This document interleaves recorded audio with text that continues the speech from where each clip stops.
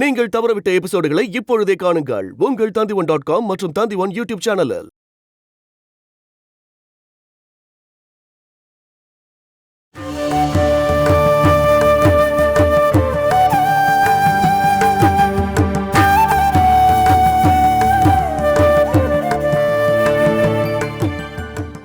இதுவும் அப்படி ஒதுங்கி போற ஒரு பொண்ணுடைய கேஸா தான் இருந்தது. ஆனா அந்த பிரச்சனைக்குள்ள அசோகம் வந்துட்டான். அதான் இப்ப பெரிய பிரச்சனையே. அவன் இனிமே எங்கேயுமே தப்பிச்சு போக முடியாது. அத நான் பாத்துக்கிறேன். அவனுக்காக கவர்மெண்டே ஒரு கயிறை ரெடி பண்ணி வச்சிருக்காங்க முதலாளி. அது போதுமே. முதலாளி, எதுக்கு நீங்க இப்ப தேவையில்லாம டென்ஷன் ஆகுறீங்க? போலீஸும் கோர்ட்டும் ஒண்ணு சொன்னாங்கன்னா இந்த மாதிரிலாம் பண்ணுவாங்கன்னு எனக்கு தெரியும் சதானந்தா. அதிகபட்சமா ஜெயில 12 வருஷம் சுகவாசம். என்னோட பையனை கொன்னவன அப்படி சுகமா இருக்க நான் விட மாட்டேன். முதலாளி, அவனுக்கு தூக்கு தண்டனை கிடைக்கிற மாதிரி தான் நாங்கள் எல்லாத்தையும் ரெடி பண்ணியிருக்கோம். கொலை குற்றம், கற்பழிப்பு, அதுவும் அவன் பாதுகாப்பில் இருந்த கண்ணு தெரியாத ஒரு பொண்ணு. அதுக்கான தண்டனை டபுள் மடங்கு. அந்த பொண்ணு கடலில் செத்து விழுந்ததுக்கான காரணத்தையும் நாம் அசோகனுடைய தலையில தான் ஏற்றி வச்சிருக்கோம். எக்காரணத்தை கொண்டு அவனால் தப்பிக்க முடியாது. அதனால் நமக்கு என்ன தேவைன்னா கஜேந்திரனோட அந்த ஒரு வாக்கு மூலம். அதை தான் அவன் கொடுக்குறேன்னு சொல்லிட்டான்ல, அப்புறம் வேற என்ன? அந்த லட்சுமியோட பசங்களும் மோசமானவங்க இல்லை முதலாளி. தேவையில்லாமல் எதுக்கு தீக்குள்ள கையை விடுறீங்க? நான் அவங்கள இங்கே வர சொல்லியிருக்கேன். நீங்கள் நேருக்கு நேராக பேசிக்கிட்டீங்கன்னா இந்த பிரச்சனை சால்வ் ஆகிடும் முதலாளி.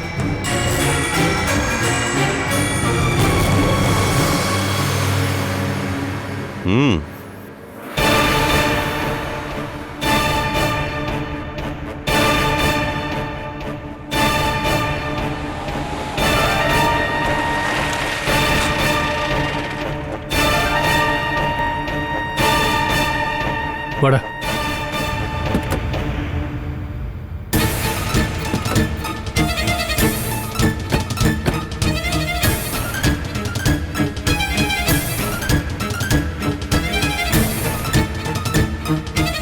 அடடே, நீங்கள் 2 பேரும் சரியான நேரத்துக்கு வந்துட்டீங்க. வாங்க உள்ளே போய் பேசுவோம். வாசம் உங்களுக்காக காத்துக்கிட்டு இருக்காரு. அவர் எதுக்காக காத்துக்கிட்டு இருக்காருன்னா உங்களை அடிக்கிறதுக்காக அவர் ஒன்றும் காத்துக்கிட்டு இல்லை. அது மட்டும் இல்லாமல் நான் உங்களோட இருக்கேன்ல. இல்லை வாங்க. அது வந்து அட வாங்க.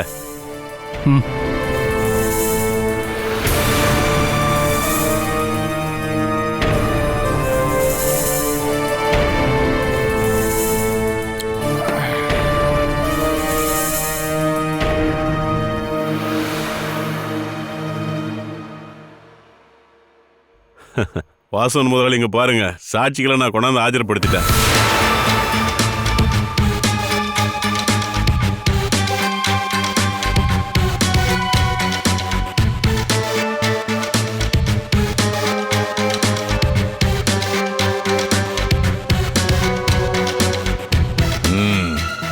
உட்காருங்க.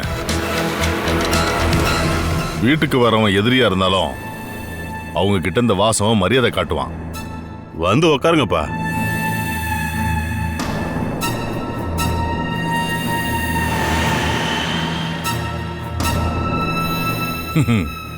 என்னப்பா, உங்களுக்கும் கொஞ்சம் ஊத்துட்டுமா? நான் முதல் மரியாதை உங்களுக்கு தரல அப்படின்னு நீங்க சொல்லிடக்கூடாது. வேண்டாம் அங்கிள்.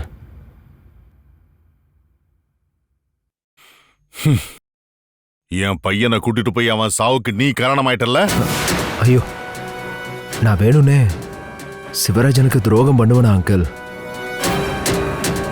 அன்னைக்கு நம்ம பேசின ரிசார்ட் விஷயத்தை பத்தி பேசுறதுக்கு தான் நாங்க அன்னைக்கு போனோம். ஆனா சிவராஜ் மட்டும்தான் குடிசை பக்கத்துல போனான். உடனே அங்க ஒரு சத்தம் கேட்டுச்சு.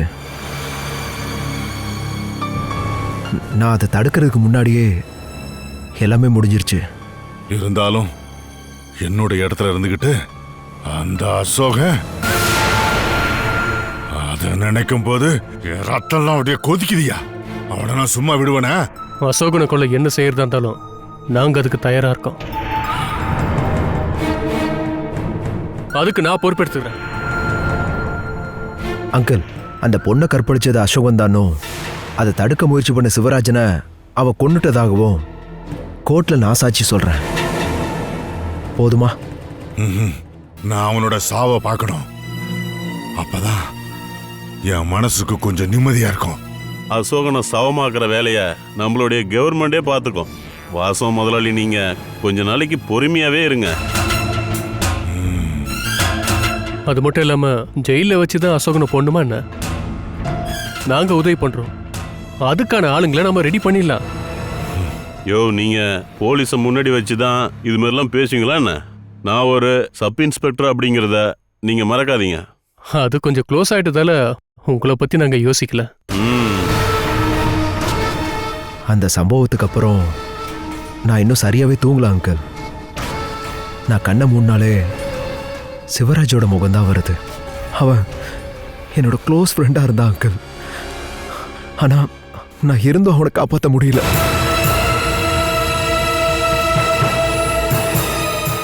உங்களை ஃபேஸ் பண்ண முடியாம தான் நான் இத்தனை நாள் இங்கே வராமல் இருந்தேன். நான் கூட்டிகிட்டு போனதுனால தான் இந்த மாதிரியெல்லாம் நடந்துருச்சுன்னு என் மனசில் தோணிக்கிட்டே இருக்கு. குற்றம் செய்யாதவனுக்கு எதுக்கடா அந்த எண்ணம்லாம்? நான் வேணும்னு எந்த தப்பும் பண்ணல அங்கிள், அது உங்களுக்கே தெரியும். இருந்தாலும் க்ளோஸ் ஃப்ரெண்டு என்னால் இறந்துட்டான்னு நினைக்கும் போது அந்த எண்ணம் எனக்கு இருக்கு. அந்த நேரத்தில் ஏதாவது என் கையில் இருந்திருந்தா அந்த அசோகனை கொன்னாவது நான் சிவராஜனை காப்பாத்திருப்பேன்.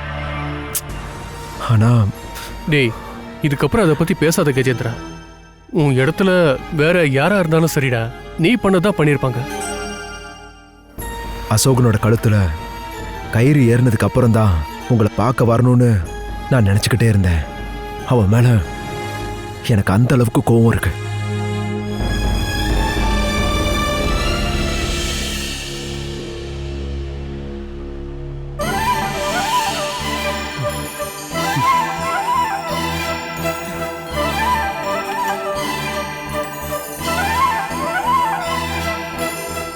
தேங்க்ஸ்.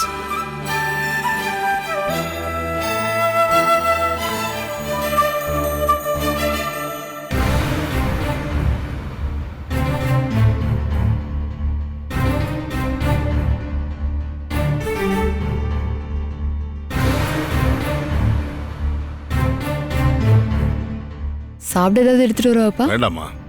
ம்.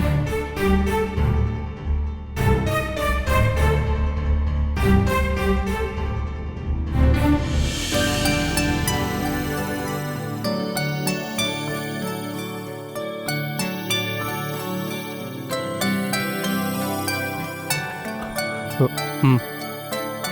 நாங்க கிளம்புறோம் அங்கிள், கொஞ்சம் வேலை இருக்கு. எதுக்கு இவ்வளவு அவசரப்படுற? இப்பதானே வந்திருக்கீங்க. அது வந்து ஆபீஸ்ல சில முக்கியமான வேலைகள் இருக்கு, அதனால்தான். எனக்கு உன் மேல எந்த கோவமும் இல்லப்பா. என் பையன் என்னை விட்டுட்டு போயிட்டான். அதுக்கு அவன் ஃப்ரெண்டு கூட சண்டை போட்டு என்ன பிரயோஜனம்? உங்க 2 பேருக்குள்ள இப்ப பிரச்சனை இல்லாததால நீ அவர் கை கொடுப்பா.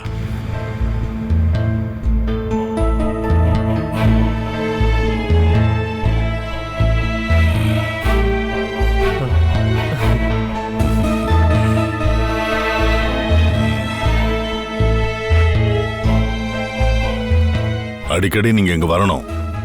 என் பையன் இங்க இல்லைன்றதுக்காக எங்களை நீங்க தனியா விட்டுறாதீங்க. கண்டிப்பா வரேன் அங்கிள். இதுக்கப்புறம் நீ தைரியமா எங்க வேணாலும் போலாம் ஐயா. போலீஸோட கேஸும் முடிஞ்சது, வாசவன் முதலாளியோட கேஸும் முடிஞ்சது. அப்போ நாங்க கிளம்பட்டுமா? போலாம்.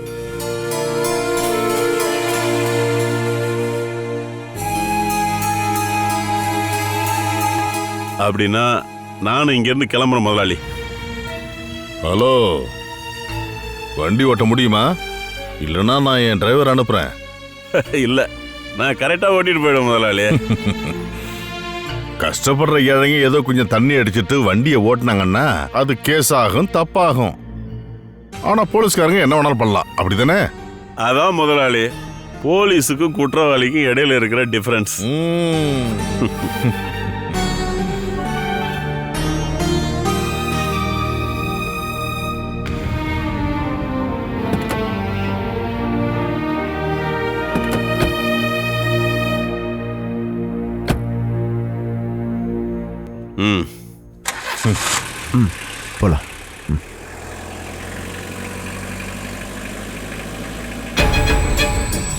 இந்த பசங்க கூட நீங்க அமைதியான முறையில் போறதான் ரொம்ப நல்லது முதலாளி. அதனால தானே நீங்க அரேஞ்ச் பண்ண மீட்டிங்க்கு நான் ஒத்துக்கிட்டேன். இதுக்கு நீங்க எனக்கு தனியா கமிஷன் கொடுக்கணும். இந்த சதானந்தன் ஃப்ரீ சர்வீஸ் பண்ண மாட்டான்னு உங்களுக்கு தெரியும்ல. ஆளுங்க சண்டை போட்டாலும் ஒண்ணு சேர்ந்தாலும் அது எல்லாத்துலயும் உனக்கு தான் லாபம். அந்த லாபம் எனக்கு மட்டும் இல்ல முதலாளி. உங்ககிட்ட இப்ப இருக்கிற ஐடியாவை விட 2 மடங்கு பலன் தர வேற ஒரு ஐடியா என்கிட்ட இருக்கு. உங்களுக்குள்ள பார்த்துக்கிட்டீங்க, கை கொடுத்து பிரிஞ்சுக்கிட்டீங்க, இதெல்லாம் சரிதான். ஆனா அந்த கஜேந்திரன் நாளைக்கு காலை வாரிட்டானா எப்படி? போலீஸ் கிட்ட கொடுத்த வாக்குமூலத்தை அதே மாதிரி கோர்ட்ல சொல்லணும்னு எந்த நிர்பந்தமும் இல்ல. சாட்சி கூண்டுல ஏறினதுக்கு அப்புறம் இவன் நிறம் மாறிட்டா என்ன பண்ணுவீங்க? அவங்க என்னதான் எதிரிகளா இருந்தாலும் கஜேந்திரனும் அசோகனும் சொந்தக்காரங்க.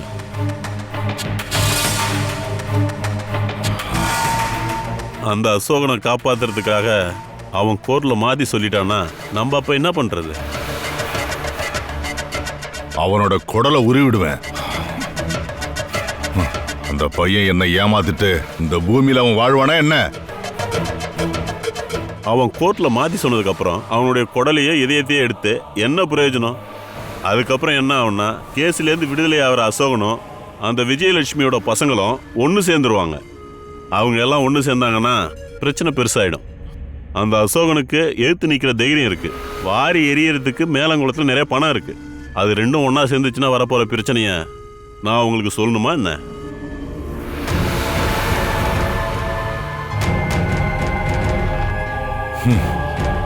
பணம் தைரியம் எல்லாம் என்கிட்டயும் இருக்கியா?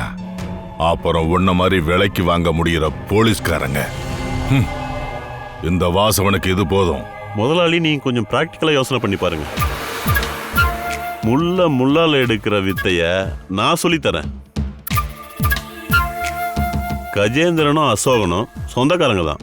அதை இல்லாம பண்றதுக்கு அதை விட பலமான ஒரு சொந்தத்தை கஜேந்திரனுக்கு நீங்க உருவாக்கி கொடுக்கணும் முதலாளி. முடியுமா?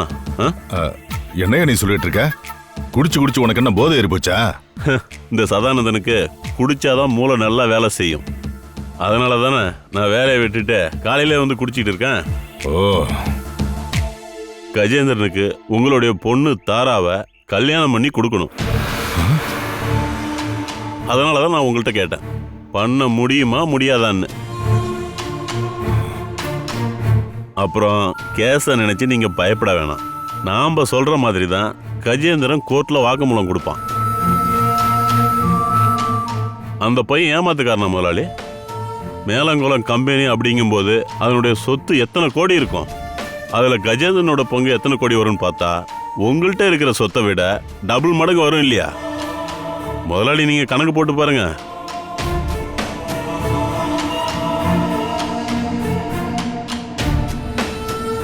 பசங்களாச்சே, சின்ன வயசா இருக்கிறதால இது மாதிரி சில தப்பான விஷயங்கள்லாம் பண்ணுவாங்க தான்.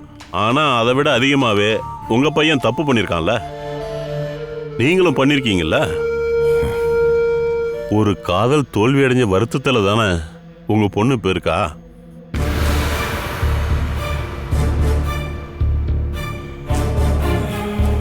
இந்த கல்யாணம் நடந்தா உங்களுக்கும் உங்க பொண்ணுக்கும் நல்லதானே? உன் ஐடியா நல்லா தான் இருக்கு. ஆனா இந்த நேரத்துல எப்படியா இந்த மாதிரி ஒரு பேச்சு எடுத்துட்டு அங்க போறது? அங்கேயும் ஒரு சாவு, இங்கேயும் ஒரு சாவு. அதெல்லாம் நீங்க என்கிட்ட விட்டுருங்க முதலாளி. இதுல உங்களுக்கு சம்மதம் அப்படின்னு சொன்னா மட்டும் போதும். எனக்கு இந்த விஷயத்துல சம்மதம் தான். ஆனா தாரா கிட்ட கேட்கணும் இல்லையா? அது பிரச்சனை இல்ல. அவ சம்மதிப்பா, இல்லன்னா சம்மதிக்க வைப்பேன். இன்னொரு விஷயம், என்னுடைய கமிஷனை நான் கணக்கு பார்த்து வாங்கிடுவேன். நீ எதுக்கே அப்படி பணம் பணம்னு அலைஞ்சிட்டு இருக்க? சும்மா கை நீட்டினா யாராவது 10 ரூபா தருவாங்களா என்ன முதலாளி? சரி, நீங்க முதல்ல தாரா கிட்ட இதை பத்தி பேசுங்க. மற்ற விஷயத்த நாம அப்புறமா பேசிக்கலாம். என்ன சொல்றீங்க? சரி, நான் கிளம்பட்டுமா?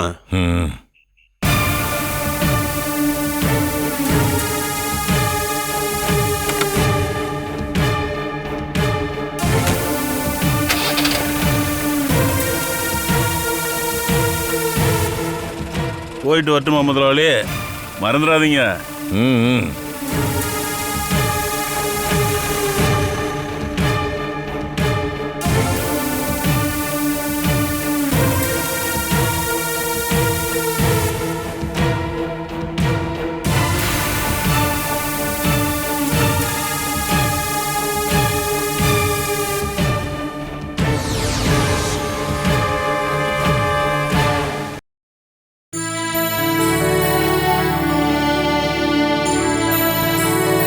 என்னோட கைக்கு வலி இல்லாம இருக்கிறது இப்பதாம்மா. இந்த தைலம் தேய்ச்சதால இருக்கும். இதே தைலத்தை தான் சாரதாவும் எனக்கு தேய்ச்சி விடுறா. அவ தேய்ச்சி விட்டானா எனக்கு இன்னும் கைவலி அதிகம்தான் ஆகும்மா. என்ன செய்யறது, வலியை பொறுத்துக்கத்தான் வேண்டியிருக்கு. நான் தடவும் போது புறாவோட சிறகால எண்ணெயில தொட்டு கையில தடவுற மாதிரி இருக்கு. எண்ணெயை நீ நல்லா தடவுறியே, உனக்கு யார் கத்து கொடுத்தாங்க? இதையெல்லாம் யாராவது சொல்லி தரணுமா பாட்டி? நம்ம அறிவுக்கு தோன்ற மாதிரி நம்ம அப்படி பண்ணலாம் இல்லையா? சில பேரு வயசானவங்களோட உடம்ப கவனிச்சுக்கிறதுக்கு ரொம்ப அக்கறை எடுத்துக்குவாங்க. நீ நர்சிங் படிச்சிருந்தா ரொம்ப நல்லா வந்திருப்ப. எனக்கும் அது பிடிச்சிருந்தது. ஆனா படிக்க வைக்க அப்பா கிட்ட காசு இல்ல. இந்த வீட்ல என்னோட மகன் நல்ல வசதியா வாழ்ந்து பழகுனவன். சொன்ன பேச்ச கேட்காம அங்க இங்கேன்னு சுத்தி திரிஞ்சு அவன் உடம்ப கெடுத்துக்கிட்டான். அத விதின்னு சொல்லாம வேற என்ன சொல்றது? அப்பாவும் அடிக்கடி சொல்லுவார், இதெல்லாம் ஒரு விதின்னு.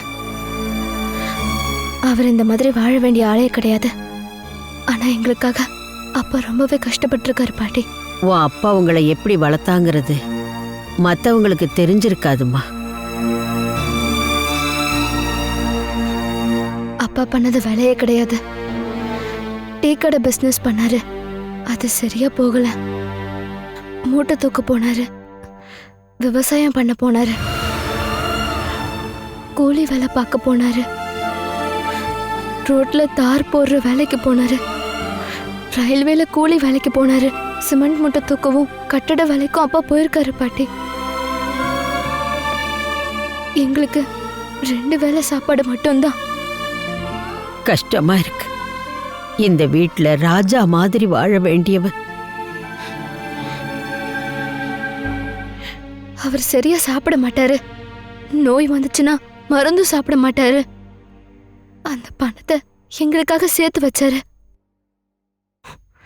அப்படிதான் அவரோட நோய் ரொம்ப முத்தி போச்சு. நீ பள்ளிக்கூடத்துக்கு போய் படிக்கவே இல்லையாமா? +2 வரைக்கும் நான் படிச்சிருக்கேன். மறையூர்ல இருக்க ஒரு ஸ்கூல்ல நான் +2 வரைக்கும் படிச்சிருக்கேன். காலேஜுக்கு போய் சேர்ந்தேன். ஆனா அதுக்குள்ள படிப்பை நிறுத்த வேண்டியதாயிடுச்சு. நானும் அப்பாவும் கரும்பு காட்டுக்கு வேலைக்கு போவோம். அம்மாக்கும் துளசிக்கும் ஏதாவது ஒரு பிரச்சனை வரும். நாங்க வாங்குற சம்பளம் எல்லாமே அவங்க ட்ரீட்மெண்ட்டுக்கு போயிடும். நம்ம எல்லாரும் ஒன்னா சாகலான்னு எங்க அப்பா கிட்ட காலை பிடிச்சு கெஞ்சி கேட்டோம். அப்பா ஒத்துக்கவே இல்லை. நம்ம நல்லா வாழ எங்கேயாவது ஒரு வழி கண்டிப்பா இருக்குன்னு சொன்னாரு. அதுதான் அப்பாவோட நம்பிக்கையா இருந்தது. நாம இன்னும் அந்த கதவை பார்க்கல, அதை கண்டுபிடிச்சா போதும்னு அப்பா எங்ககிட்ட அடிக்கடி சொல்லுவாரு. நாங்களும் அப்பா சொல்றதுதான் சரின்னு எல்லாரும் அதை நம்ப ஆரம்பிச்சோம்.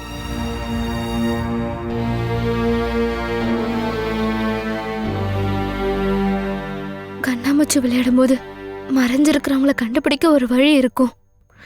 பல தடைகளை தாண்டி போனாதான் எங்கேயாவது ஒரு இடத்துல நமக்கு வழி இருக்கும்.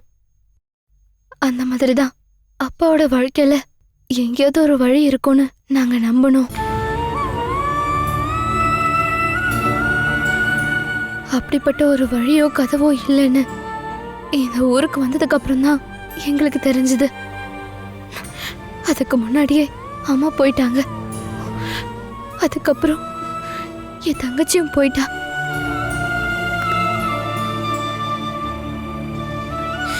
அதுக்கப்புறம் அப்பா. நான் மட்டும்தான் தீராத சாபம் மாதிரி இருக்கேன். நீ ஒன்னும் கவலைப்படாத.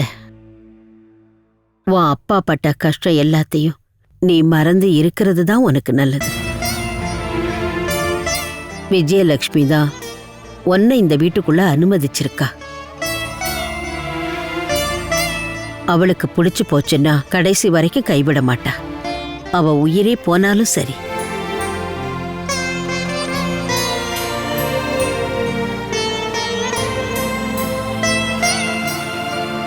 உங்களுக்கு கை கால் நீவி விடுறதுக்கு ஒரு ஆள் கிடைச்சிட்டாங்கல்ல, இதுக்கு நடுவுல நியாயம் வேற. நடக்கட்டும் நடக்கட்டும்.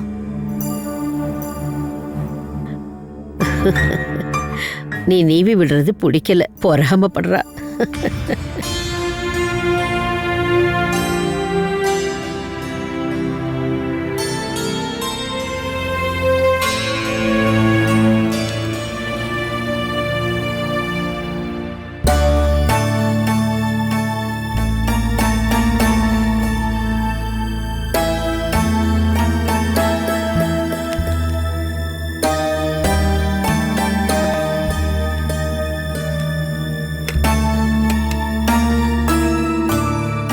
முரளி, கேபினுக்கு வாங்க.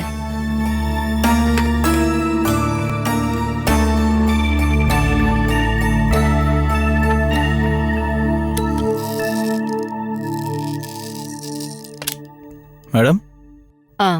உட்காருங்க முரளி. Thank you madam. சதன் ஸ்டீலுக்கும் ஸ்டார் ட்ரேடர்ஸ்க்கும் கொடுக்க வேண்டிய பணத்தெல்லாம் கொடுத்துட்டீங்களா? கொடுத்துட்டேன் மேடம். 2 கம்பெனிக்கும் சேர்த்து எவ்வளோ அமௌண்ட்டு? அது 64 லட்சம். நம்மளோட ஓடி அக்கௌண்ட்ல 40 லட்சம் ரூபாய் எடுத்திருக்கோம். அது பரவாயில்ல முரளி, அவங்களுக்கு கொடுக்க வேண்டிய அமௌண்ட் எல்லாத்தையும் கொடுத்தாச்சுல? இது வரைக்கும் இருந்த கணக்கெல்லாம் கொடுத்துட்டோம். ஆனா அடுத்த வாரம் கண்டிப்பா மெட்டீரியல்ஸ் எடுத்தாகணும். வேண்டாம் முரளி, அவங்க கிட்ட நம்ம டீல் பண்ற பிசினஸை இதோட ஸ்டாப் பண்ணிடலாம். மேடம், ராஜேந்திரன் சார் சொன்னதுனால தான் நாம அந்த கம்பெனிலேருந்து திங்ஸ் வாங்கியிருக்கோம். உடனே நிறுத்தினா நம்ம வேற கம்பெனிஸ்ல இருந்து மெட்டீரியல் எல்லாம் வாங்கிக்கலாம் முரளி, ஒன்றும் பிரச்சனை இல்லை. இந்த 2 கம்பெனிஸுமே சரியான நேரத்தில் சப்ளை பண்றவங்க. அட்வான்ஸ் பேமெண்ட்டும் கேட்க மாட்டாங்க. நீங்க சொல்றது சரிதான் முரளி, ஆனா அவங்க கூட வச்சிருந்த பிசினஸ்ல கடந்த 6 மாசத்துல 8 லட்சம் ரூபாய் வரைக்கும் நமக்கு லாஸ் ஆயிருக்கு. அதுவும் இல்லாம குவாலிட்டி மேல வேற கம்ப்ளைண்ட் வருது. நம்ம வாங்கறதும் விற்கிறதும் நல்ல தரமானதா இருக்கணும். என்னோட இந்த கம்பெனியை ஆரம்ப காலத்துல இருந்து நான் அப்படிதான் மெயின்டைன் பண்ணிட்டு இருக்கேன். அதனாலதான் நம்ம கம்பெனிக்கு இன்னும் நல்ல பேர் இருக்கு. உங்களுக்கு புரியுதா முரளி? Yes madam. எந்த ஒரு பர்ச்சேஸ்லயும் முதல்ல நம்ம பார்க்க வேண்டியது குவாலிட்டி தான். ரேட்டெல்லாம் நம்ம 2வதா பார்த்துக்கலாம். நான் ஏன் இதை சொல்றேன்னா, இதுக்கப்புறம் நிறைய பர்ச்சேஸை நீங்களே நேர்ல போய் வாங்க வேண்டியது இருக்கும். அதனாலதான் என் பசங்க என்கிட்ட சண்டையே போட்டாலும் நான் என் கம்பெனியை டெவலப் பண்ணிட்டே போகணும் இல்லையா? அவங்களோட ஃப்ராடு தனத்தை நான் பார்க்கலன்னு இனிமே நடிக்கவும் முடியாது. Catch us on TV, Tandivan.com, Facebook and YouTube.